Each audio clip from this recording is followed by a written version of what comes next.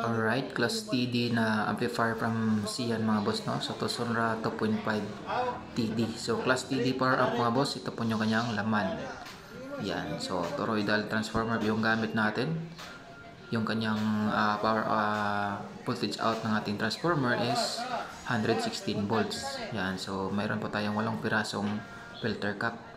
Yan po siya mga boss, no? Yan po yung laman ng ating bagong amplifier dito sa Sian na class TD.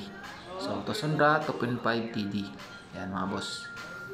Yan yung kanyang power output, no? Yan. And then, yung kanyang transformer, susukatin natin mamaya-maya lang, no?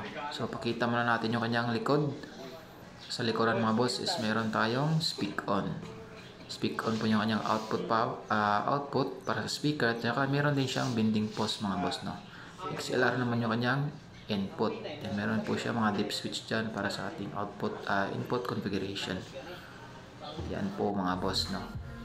Then, sukatin natin mga boss yung kanyang transformer. So, abot po yan ng 9 inches. So, napakalapad, no?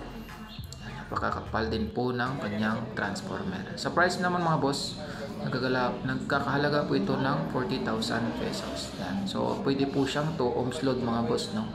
Yan. Sa 8 ohms load, meron tayong 2,500 watts times 2. Sa 4 ohms naman is 3,100 watts times 2. And then sa 2 ohms is 5,000 watts times 2 din mga boss. Yan po yung Tosundra Class TD 2.5 TD amplifier. So visit nyo lang po mga boss yung Sian Trading. So maraming stock po dito. Yan. Meron pa pong ibang Class TD dito mga boss na mas lower price po sa 2.5 natin na Class TD. So yan mga boss, no? Bisitahin nyo lang yung Sian Trading dito sa Mandawi. Yan. Salamat mga boss at God bless po sa inyong lahat.